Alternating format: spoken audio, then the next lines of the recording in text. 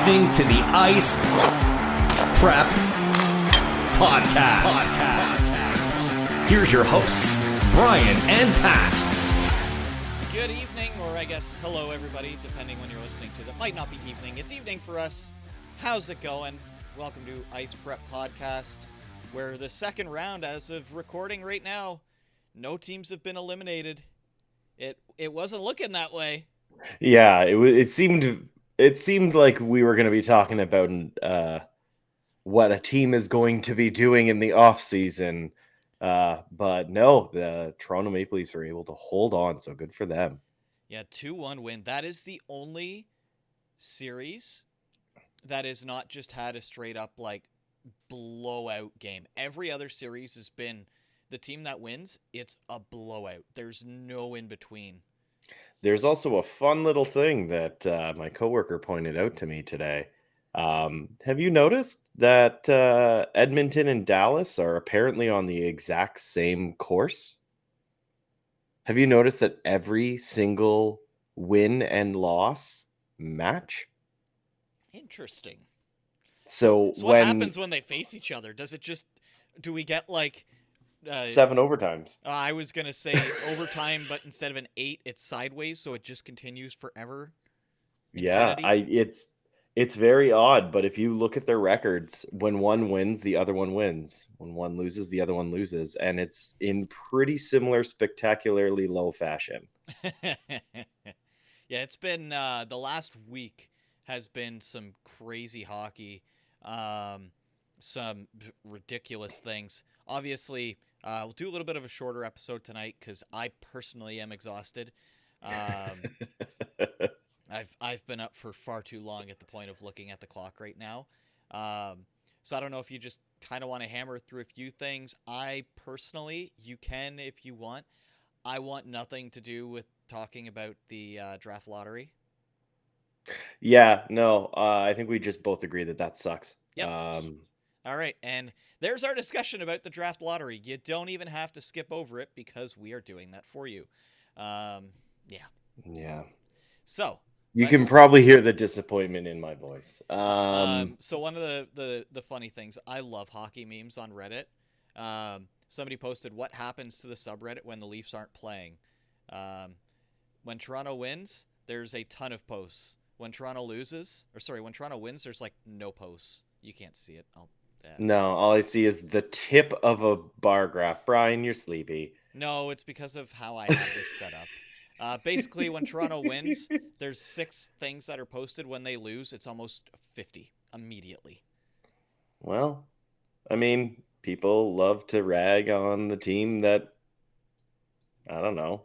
I'm guilty of it as well. Had their first second round win since April 30th, 2014.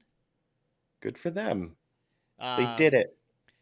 This was the one stat that I read that made me go, oh my God. They're the last team to win their first second round game since the lockout. 2 expansion teams beat them to it. The second-year Kraken beat them to it.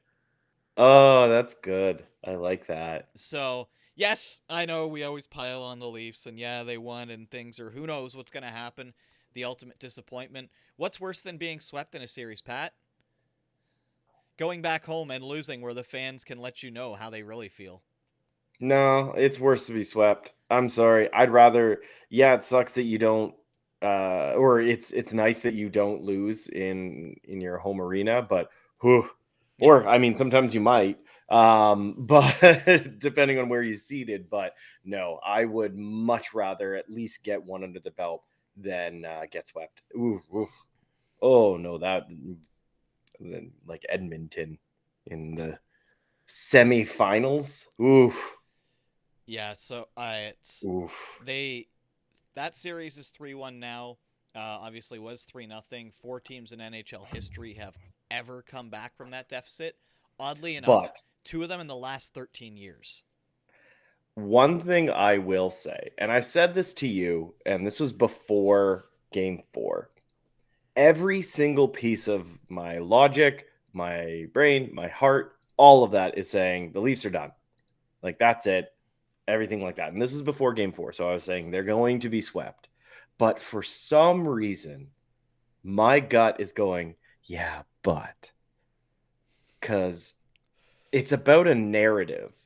And what better narrative than, first of all, they defeated the one beast of getting over an elimination game, like finally getting through an elimination game. They slayed that one. They slayed the beast that was just Tampa. You know, they had so many problems with Tampa in the playoffs, everything like that. They slayed the beast of getting out of the first round. They slayed the beast of being down, what, 4-1 in a game? 4-1 in a game. They slayed that beast. So the other beast they can't really face, and that's Boston. But they can attack another one, and they can go at a greater pace of it was 3-1. And that is the narrative of them losing after being up 3-1 in the series. So now it's currently 3-1, but it was 3-0.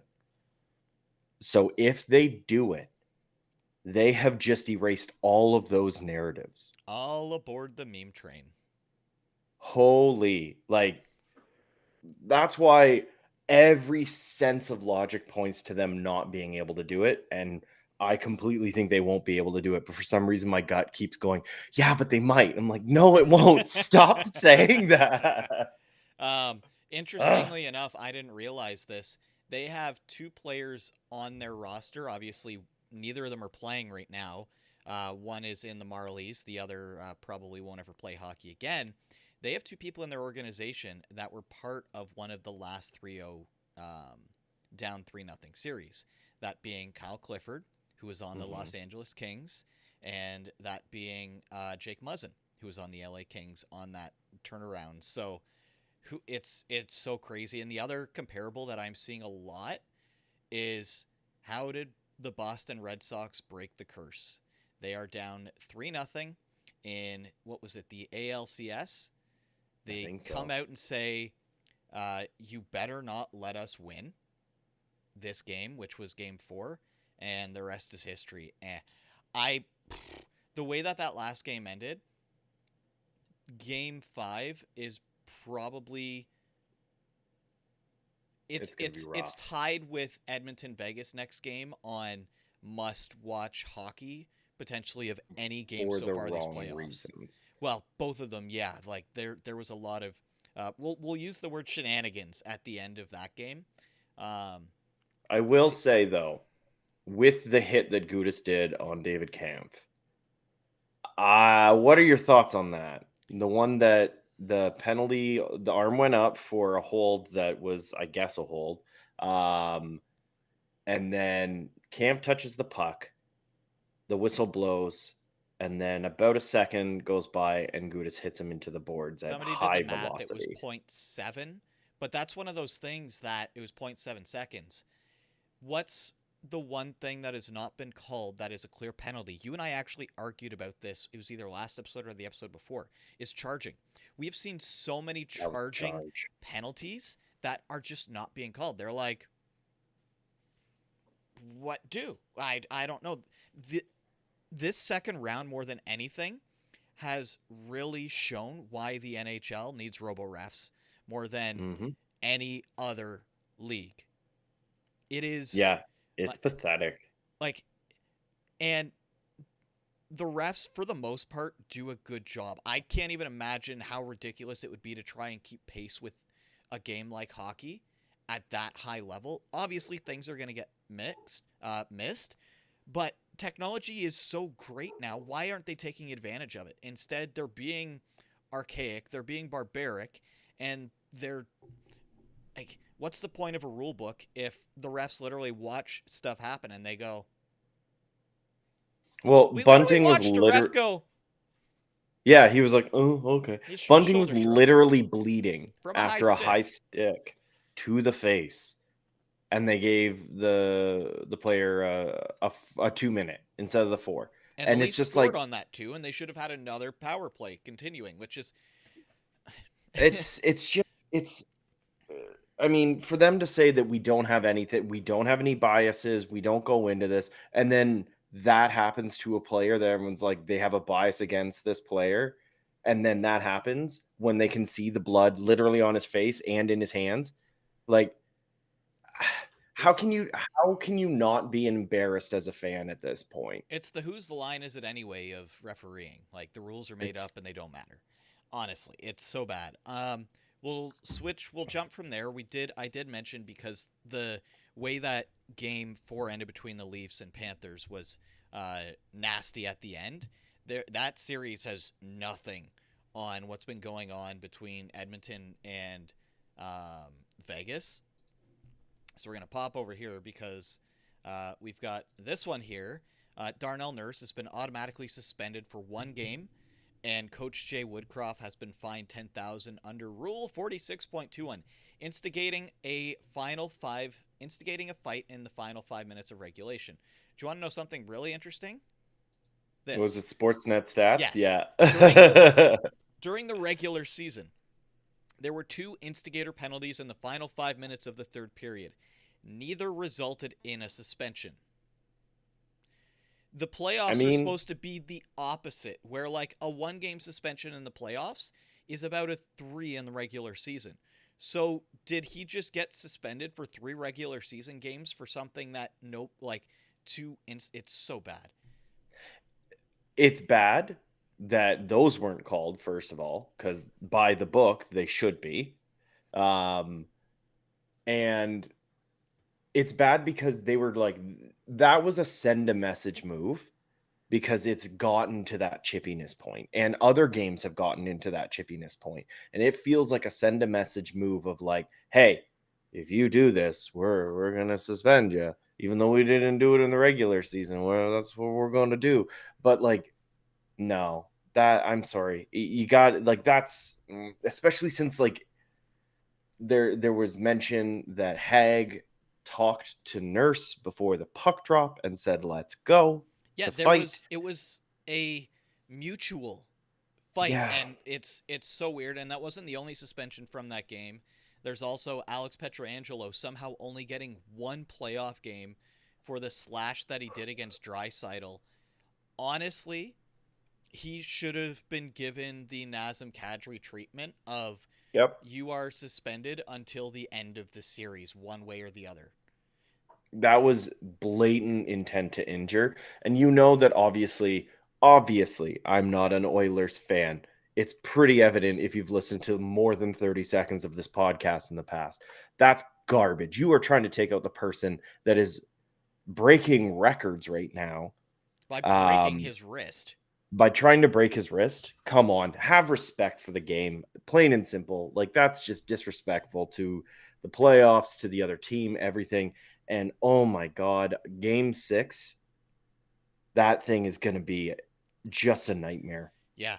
It's going to Oh, be in Edmonton as well, which will be nope, 6 or 5. 6. Vegas is the home Okay, team. Vegas has the advantage there. So it's right. ridiculous. They play again tomorrow night. Had to think off the top of my head there quickly. Mhm. That one's in Vegas, so who knows? Those games have not been close. Like honestly, the only series that has had close games has been Toronto and Florida, which is crazy. That the I Leafs. will say though, everything that's happening with Edmonton, with Vegas, Dumba hitting Pavelski, Sam Bennett just deciding to clock McCabe, and I can't even remember who it was on Boston. All of these plays continuing to happen with no repercussions or minimal repercussions, like this one here. Someone is going to get very seriously injured because the refs aren't doing what they're supposed to be doing. The league is not doing what they're supposed to be doing. We are going to see a boarding penalty that's going to be worse than Cogliano's broken spine. We are going to see something wildly dangerous happen. And it'll be on the player that does it, that commits that infraction. And it's going to very much be on the referees, on George Peros, and on Bettman for allowing this type of dangerous play to continue to happen in the league, and the refs turning a blind eye, and player safety, which is just a joke that they call it that, doing It absolutely yeah. nothing to protect the safety of players. Terrible. got 2 points, and then we'll move on from it. The one thing that I've seen that I entirely agree with, the person who should be running the Department of Player Safety is somebody who should have had a career-ending injury that wasn't properly looked at by the Department of Player Safety. Get somebody like Paul Correa to run it. That dude, like, if you want to have it properly done, and the other, I lost my train of thought, so it's whatever. I was Honestly, gonna say Paul Correa, like Curtis Joseph and Chris Pronger get three not leads. Pronger. He's Even still, but some like an enforcer, a person whose career was unfortunately cut short due to like nothing to do with player safety, and a goaltender. Get and like defense forward goaltender. Get yeah. three different perspectives of the game to co-run this thing. It shouldn't be one dude at the top just spinning the wheel. The way that I remember what my point was, the way that these playoffs have gone, if the NHL itself doesn't do a massive overhaul, they're going to probably have the general managers get public about it because like they're watching their players get like it's so bad. Yeah.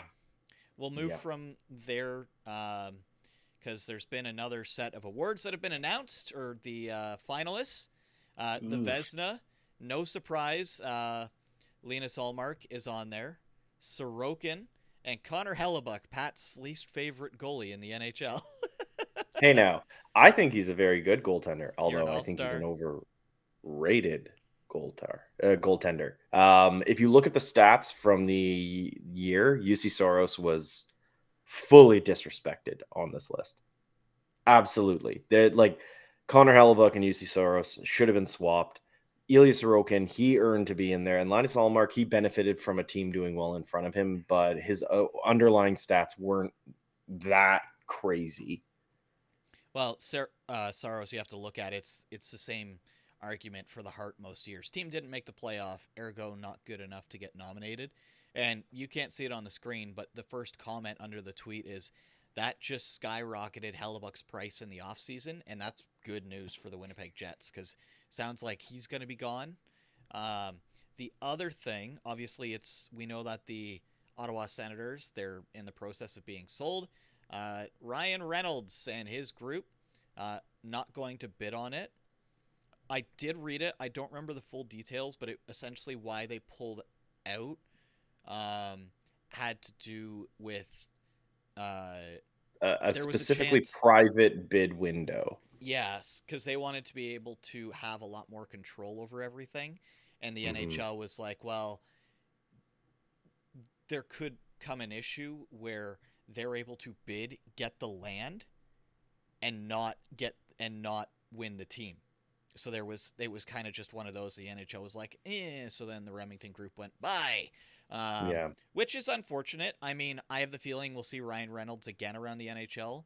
Um, Well, there were apparently, I think it was Wisniewski who said that, or who mentioned that he was going to do a sort of behind the scenes um, documentary for 2 seasons of owning the Ottawa Senators, much like Wrexham, yep. the soccer team that he owns.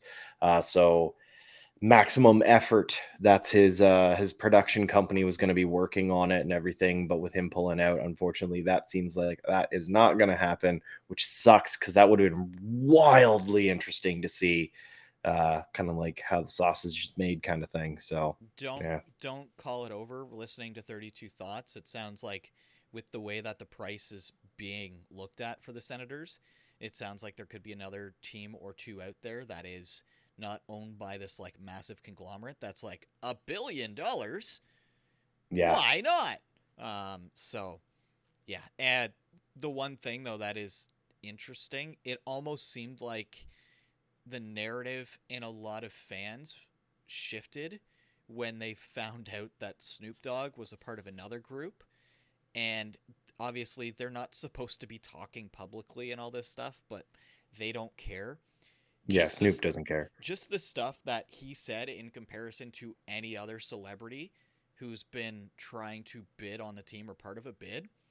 I was rooting for Snoop Dogg the second. It was like, I love Ryan Reynolds as much as the next person, but he wants to grow the game. He wants Hmm. to like it's not just about I want to own the team to make a lot of money. Obviously, he wants to own part of a team to make a lot of money, but he also wants to help diversity. So that Hmm. it was really neat to hear and And you see that could from you him. could tell that it was very genuine, because the way he was talking about it is just like he fell in love with the game, and he wants to make sure that the next generation of kids can also fall in love with the game that he loves. And just like how much you could tell that he wanted to build up the Ottawa community as well, with the work that he wants to do with the Senators, but also outside of the Senators. So um, I'm rooting for him. Yeah, it would be so cool. It'd be so cool. I would immediately have to reconsider allegiances. It'd be I would just love to see all the owners meet up and that group decides to send Snoop Dogg just to really drive Gary Bettman insane. It'd be like, But the oh, owners bless you, meeting, Snoop Dogg. he just shows up and he's just completely baked. Now the interesting thing is when he goes to other cities and he's performing, he tends to wear the hockey jersey of that city. If he I owns the did see him in the Senators, London Knights if he one. owns the Senators, I don't know if he break allegiance with the team that he owns? Probably. He's been wearing hockey jerseys for what, almost a quarter century now. Yeah. Maybe he just goes to like football or baseball, or Yeah, he goes to a something. different sport instead of hockey, to just so he doesn't step on any toes there. So that's kind of the ongoings in the hockey world the last little bit. Obviously, yeah, there's the 4 series going on right now as we talk. The Devils and Canes are in game 5 of theirs in Carolina. Later tonight for us is game 5 of Kraken and Dallas, and that series has been unexpected. Everybody had that series over in 2 by Yeah, Dallas leading into it because they were like, Ottinger, you can't figure him out. And when the Kraken win, Ottinger is he looks like Swiss cheese. It's unbelievable. now I will say, and a lot of people are like, underlying stats said different, but all analytics this playoffs just burn them. Yeah, All of them have been completely, and like nothing against the people that are building the numbers and everything. Like obviously I'm following what Jay Fresh is doing. Like it's, you know, I don't even want to say what I was running through in my head there, but even still, the analytics is so challenging right now because the players are playing completely different games, so that the models don't match what's happening. And uh, when you look at what happened with, oh shoot, defenseman took the puck in the face, Dallas, the big guy, or like the important Heiskanen. Miro Heiskanen. Miro Heiskanen. He took a puck to the face. Eberle cleans it up and puts it in when Heiskanen's bleeding all over the ice, in front of the net. So it's kind of like, woo, good for you for being able to score with a person literally on the ice bleeding beside you. Yeah, celebrate that. Anyway, Heiskanen goes out for that game, and you could feel it immediately. There was just like this shift to the team. The next game, he comes back, and it's a completely different game. Yes, he didn't play a great game, but at the same time, he played his game, and his game worked. His game shut down the Kraken. So there's such key pieces for both sides that if one is off a little, that game's a blowout. It's Yeah, not even that it's like, we'll see. It's like, okay, light that one on fire. Maybe next game. Like, watching that series, literally, unless Ottinger is the best goalie on the planet, like if he Mhm. is a playoff elite goaltender, Dallas loses.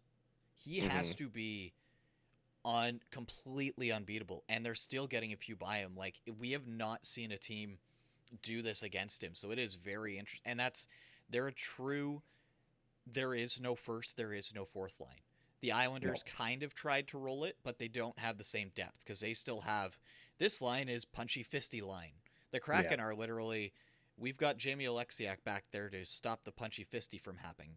So Well, they do have the obnoxious third line though with Yanni Gord. That Like, is true. That was such a granted, any line that has him is the obnoxious line. yeah. So it's It's the same with Perry, you know. yeah. So it's that series. I've actually had a lot of fun watching that series. If I'm being honest, it's not for lack of a lot of goals, which was not what people.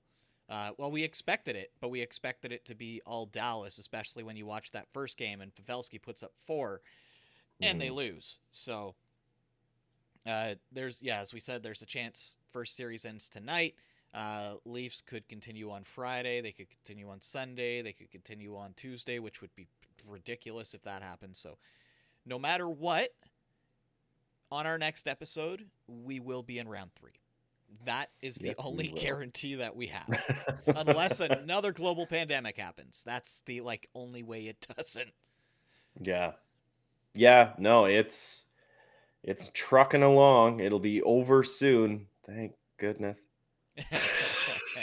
Let's just end the season and just this lick off the wounds this of offseason is what going to be this so was. interesting pending what happens to the Leafs. Like that might be what gets us through the offseason is just like, oh, what happened today? Yeah, that's true. Once the draft hits, and then from there, And oof. Austin Matthews is a Chicago Blackhawk. We're gonna switch Pat's narrative to Chicago. I that's mean, that's that's that's all we'll say on that one. Yeah. Um, aside from that, Pat, I've got nothing else. I'm running on fumes if I'm being honest here. Do you have anything you want to add before we wrap up a shorter episode here? I will just say that I hope that Snoop purchases Ottawa or wins the bid because I mean the Avalanche aren't going to do anything next year with Gabe Landeskog. Thankfully, his successful surgery. He posted that everything went really well, but he had his meniscus replaced. For those that don't know, that is a gooey thing that's in between your knees. You know how there's a bone up top and a bone down below, and there's a gooey thing in the middle to make sure that the knees don't grind together. They were kind of grinding together. My dad had that. He didn't have a gooey thing in between those two bones. Ooh, that's a sentence. And he was literally shrinking because his bones are grinding together for 30 plus years. So I'm glad that it was successful because I know how much agony my dad was in. It was not fun. He had to have a full knee replacement. So fingers crossed that it is a speedy and great recovery as a 90% success rate. So fingers crossed for Gabe Landeskog. But long story long, he is out for next season. So go Sens go. only only if Snoop Dogg's involved. That's the caveat for that one.